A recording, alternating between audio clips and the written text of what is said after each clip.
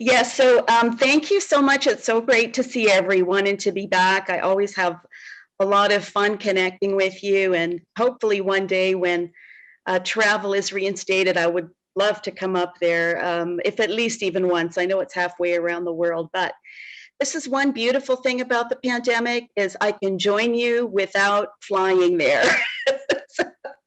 So that's a plus, that's a connection. So thank you, Snejana, and all the participants. I want to say hello to Dean Kruckerberg. I met Dean when I was a doctoral student at University of Florida many years ago. And to Katrina, I don't know if she's joining us today, but Katrina Tsatsura, okay. Yeah, we connected many years ago when I did my master's thesis in Bulgaria. I spent the summer there looking at public relations in a post-communist context, and somehow got connected with Katrina. So it's nice to join you all today. So I know that I'm hearing I'm going to project my screen, but while I'm doing that, I know that people are very interested in personal experiences. So I'll just go ahead and maybe synopsize our experience here very briefly, and then I'll go into my actual presentation. We are Mount Royal. I'm Mount Royal University. We're in Canada, Western Canada, and our university is closed. We've been closed since March 18th or so. And I think the thing you'll find about Canadians in general is we tend to be very conservative, very low, not low risk, but moderate risk in terms of decision making and national policies and things like that. So we are closed. We had to do, like everybody else, a huge pivot into throwing all of our stuff online and just trying to get through that spring semester.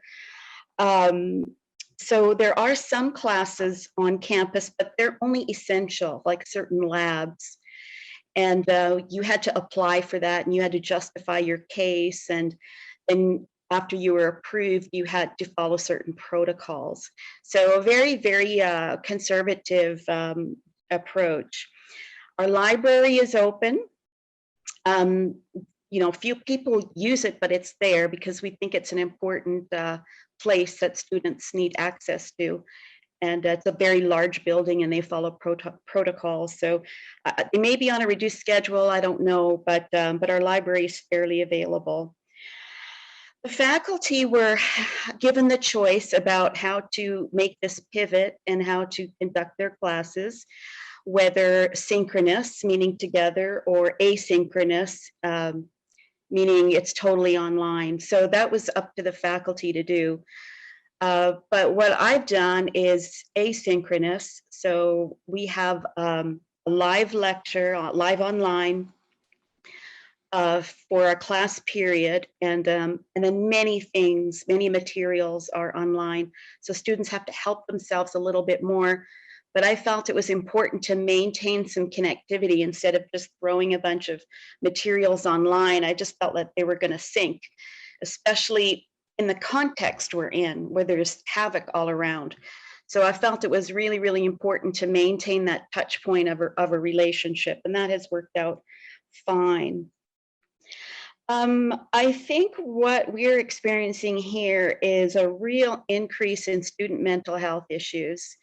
Our mental health department has just been full, and it's not just for students in terms of adjusting to this higher education, but the pandemic has put stresses on the home and the family.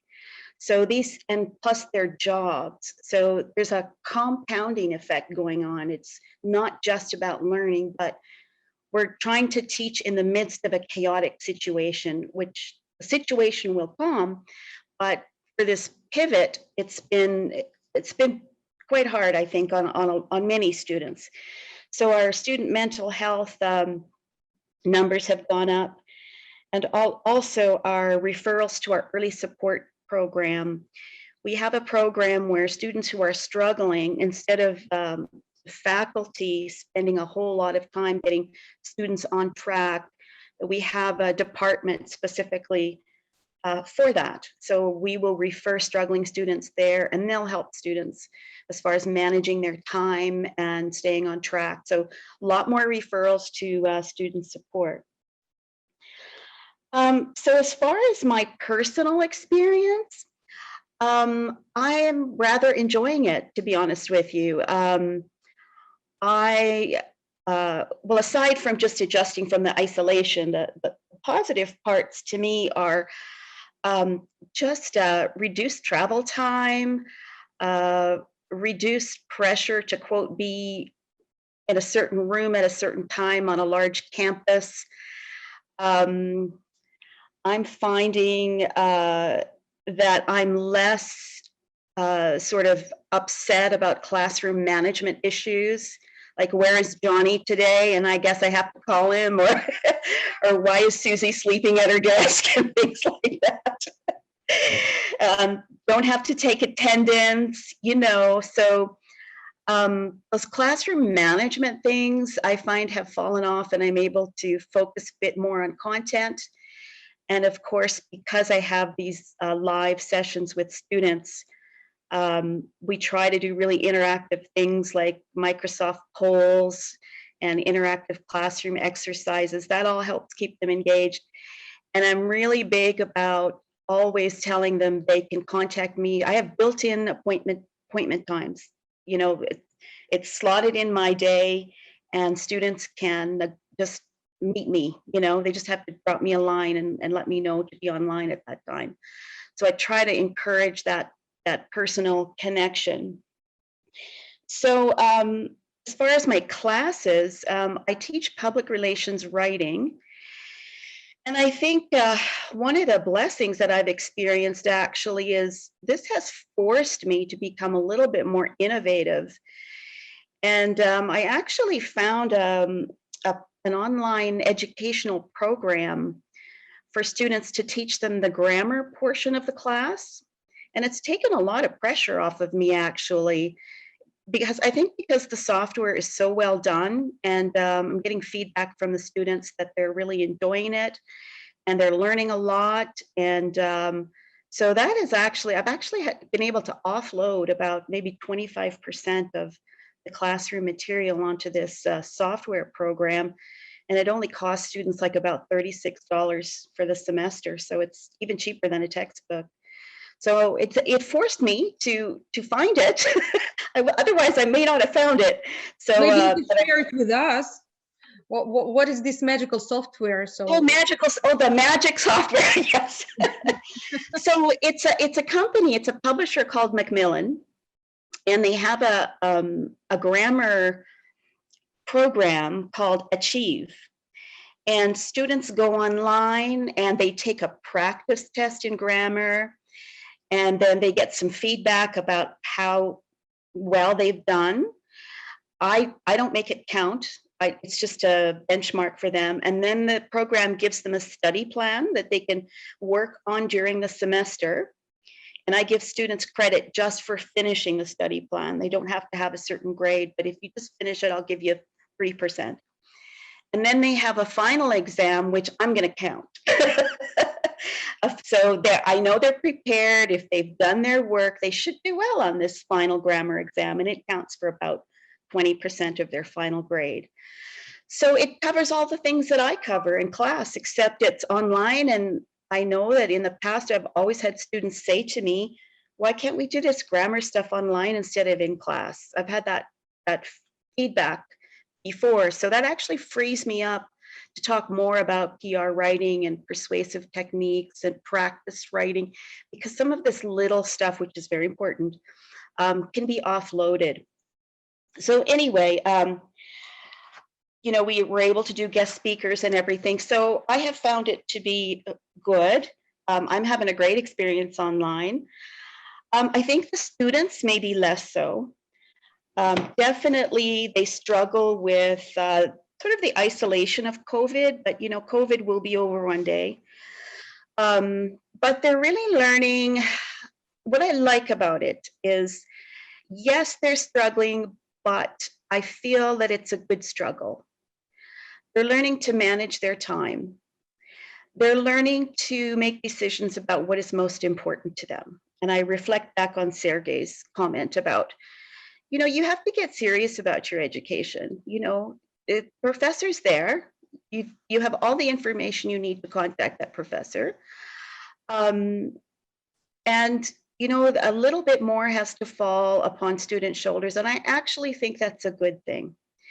As long as you have supports in place, I just think it can be really good for them, especially outside of COVID. COVID puts extra stress, but just the fact of being in this stage of their lives of early adulthood, this is when you should be learning these things. So I think it does feed into their developmental stage. And it also helps them make better decisions because let's face it, some students should not be in our classes. We take them in because we're kind and, they made 1 point over the minimum to get in. So maybe they need to come to some realizations for themselves about where they need to be. So I think that is a good thing. So anyway, so that's our experience, and I'm sure we can talk about it more at the end of my presentation, but I want to be sensitive to the time. So what I've looked at and what I'm going to share with you today is just some research that I've been doing into the literature. And I guess the question that crossed my mind as I was approaching this conference is, the basic question of the conference: what might be some possible future trends? And I'm just basing this on current discussions. Of course, none of us know where we're all going to land, but I just feel that if we can look at what people are talking about and look at any studies that are coming out, that this might inform us a little bit. So I just thought I would synopsize the research that I've got so far. It's a project in process. I'm not totally done, but I'll share with you what I have today. So it's basically a systematic content analysis of both peer-reviewed and trade articles, and just between the dates March 2020 to now. So just wanted to see what people were talking about. And of course, there were thousands of hits on that, but I had to, from all over the world, there was discussion from all over the world on all kinds of things.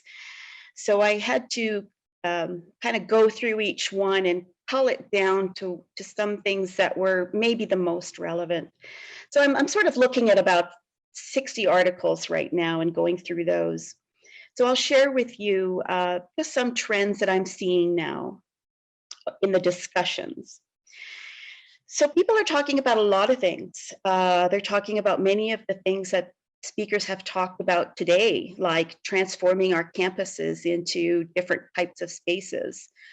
They're talking about challenging the university to think about what it is they really do. And certainly they're talking a lot about online learning. So I think about the few things that everybody sort of agrees on, is definitely higher education has been significantly impacted, as it has in many industries. There's lots of talk about, will this be the only pandemic? Do we need to be prepared for any future crisis like a pandemic or similar, weather-related, or any other type of crisis that could interfere with education? So far, these types of plans are not in our crisis management plans. We've never had to face them before, so here's a new opportunity sort of in crisis management planning, is how are we going to prepare and be prepared for if another crisis like this does come about. So that's been quite a lot of discussion. But certainly most people do agree that we just really need to stop and think, as Steve Milligan, I believe, was talking about. We need to ask the question, what is a university? What is it here? What does it do? What is it supposed to do? And what is it here for? And we need to rethink about this in all kinds of ways, not just in our teaching, but in our policies, in our curriculum, in our administration, in how we lead, and to really ask ourselves some of the core questions about our universities and what they're supposed to be for. So other threads of discussion have certainly been the role of online learning. That was a trend. Questions about the brick and mortar physical buildings, as Steve Milligan talked about. There was some interesting discussion about research agendas and how they are affected in the university. And then some certain challenges and opportunities that kind of came out from some of my readings. So once again, this is a disclaimer. It's just about what's being talked about. Doesn't mean we'll necessarily land here, but it's not predictive. And of course, all of our respective geographies would play into the context of the decision-making that we all do, because we're from different parts of the world with different cultures and different economic situations and different size universities, different types of programs. But I thought it would be interesting to at least look at what people were talking about. So certainly the huge discussion is all about online tools and online learning. Probably, and thank goodness we have it, because without it, I don't know where we would be in March, you know? Thank goodness. What would we have done? I just can't even imagine. I think we would have closed. Like, what could we do? So thank goodness it's there. And it is a universal experience across universities around the world. We've all had to pivot in the same way. And so that has precipitated a lot of discussions, such as we're talking about today, about, wow, you know, we're really learning a lot about online learning, and where's this going to take us in the future? And there's a lot of consensus around the fact that we may not be totally online learning communities, but a lot of people feel that online learning will definitely be accelerated, as Sergey, I believe, was alluding to. It will definitely stay around in different ways, shapes, and forms, because we've kind of experienced the benefits of it. Here's a quote from a scholar, Wallace 2020. A growing number of colleges are now evaluating which courses can be taught successfully through online. And this trend may lead to long-lasting and/or permanent changes with improved online learning platforms and ways of teaching. So I think this is true. I think we're all probably going to be looking at, you know, what classes actually can be delivered online very well, as opposed to using valuable face-to-face time and valuable class time. There's a lot of information that can be absorbed by the student on their own in conjunction with live interaction. And when we look at e-learning, you know, it's actually been around a long time. Or so here in the North America, probably about the 1970s is when it evolved, and 1980s took a big acceleration with you know, technology and Macs coming out.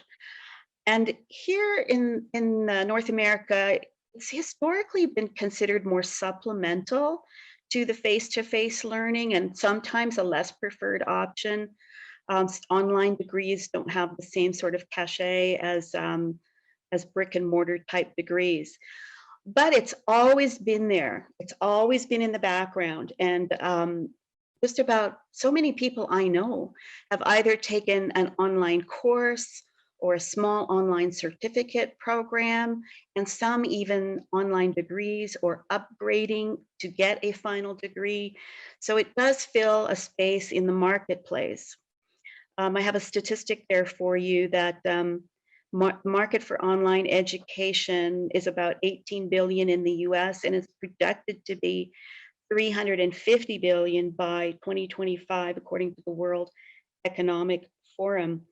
So I think what COVID has done is it's taken this thing that's been in the background of education, and it has just ricocheted it out of the gate, and has just made it, has accelerated it.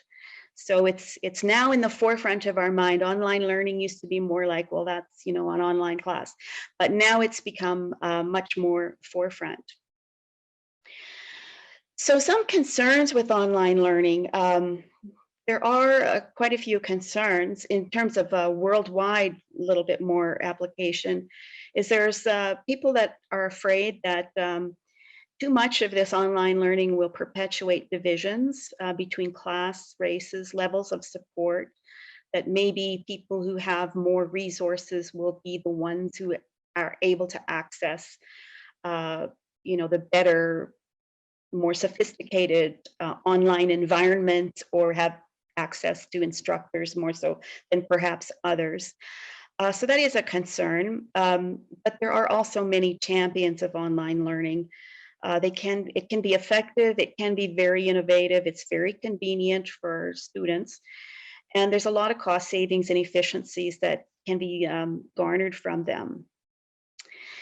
The only problem with online learning I'm reading about is that students don't always like it as much. So now my personal experience is quite divided. I find it's a love-hate thing. So either students like it or they don't. Now, the students who like it, I have found, are students who more or less have their lives a bit more together, like they're working, they have responsibilities, they have goals, and they love that this online thing fits into their already productive life.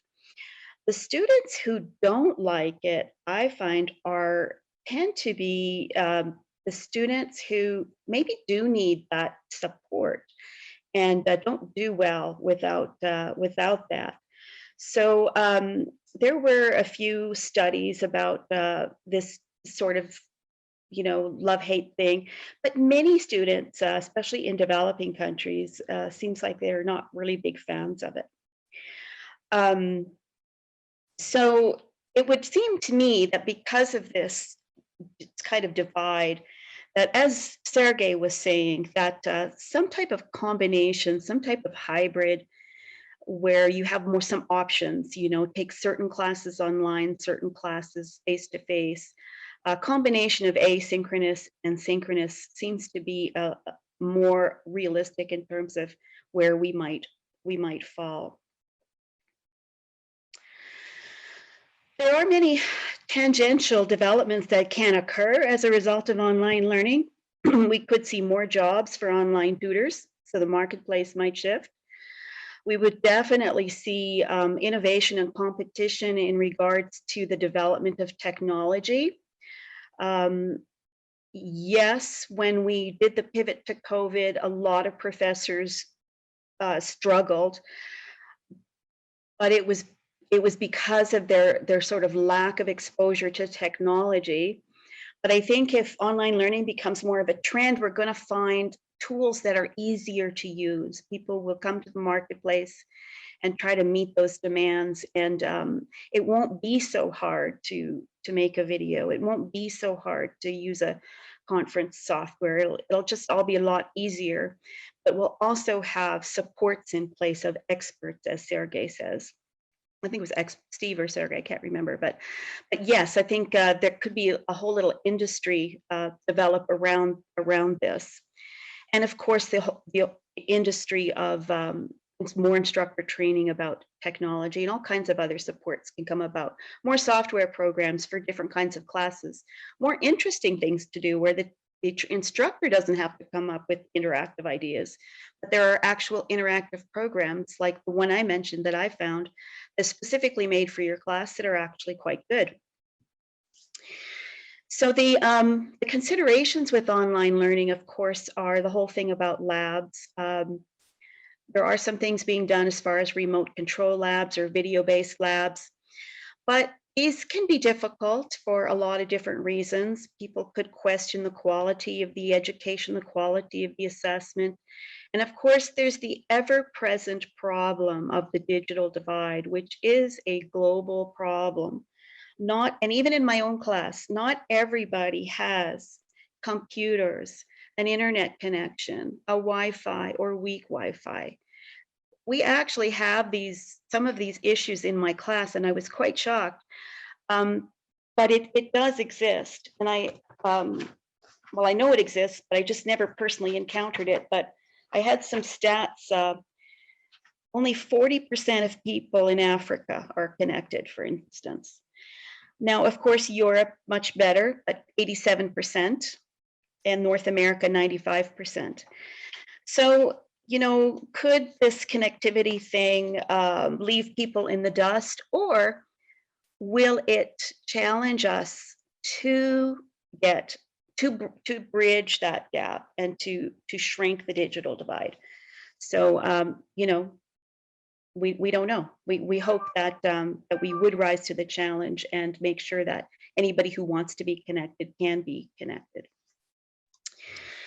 The second theme, there was lots of talk about a brick and mortar, and I'll give you another quote from Wallace. The shift to distance education could also reduce some of the need for lecture space on campus. Steve, of course, was talking all about this in his urban campus. Yeah, so if we have more online options, we're going to have less traffic on campus. We're going to need fewer classrooms, and the whole sprawling capital improvement concept of these sprawling campuses may not be so much a priority anymore. And to put our own Canadian context and probably US context into the university, we have been sprawling campuses. We're always on the go for international students and bigger buildings and more lab space and all that. But the reality is education is often not that well funded. In Canada, for example, we're only funded from our provincial governments at about 40% of our budget. And it's come down quite a bit from years ago, where it used to be much higher. So there are a lot of rising costs. It's difficult to increase tuition, and class sizes continue to grow. And so there's a lot of pressure on the system. And of course, on our own campus, we've lost a lot of revenue streams. We've lost revenue from parking fees, from the restaurants, from the dormitory income. We're not getting any rent from our conference facilities. Our concert hall is not being used because there are no concerts. And I found a statistic in the US that the loss of this across the college or university campuses from these other revenue streams is about $100 billion. That's a lot Sandra, of money. yes, Sandra. Yep. Yes, the time is up. Oh, the time's gone. Oh, yeah. Wow. That was quick. I'm so sorry. I guess I spent a bit too much time on my personal experience. But it was very, very valuable. You know, you articulated it the best probably of all our speakers today, because we didn't have time for that, to discuss that, and you started with it. And it was actually a great contribution to what we have been discussing today. You mentioned so many things that we have in common. All this situation we find ourselves in right now. So I think it's very great. It's great that you did that in the beginning, so we had time for that. So you have it. Yes. I'll give a PowerPoint to you. I'll share my PowerPoint with you, and you can share it with other people, because I talk about, you know, what possible future is and a few other challenges and opportunities. So it might be interesting to some people. Of course. Thanks so much. It's nice to talk to people who are sharing the same struggles, that's for sure.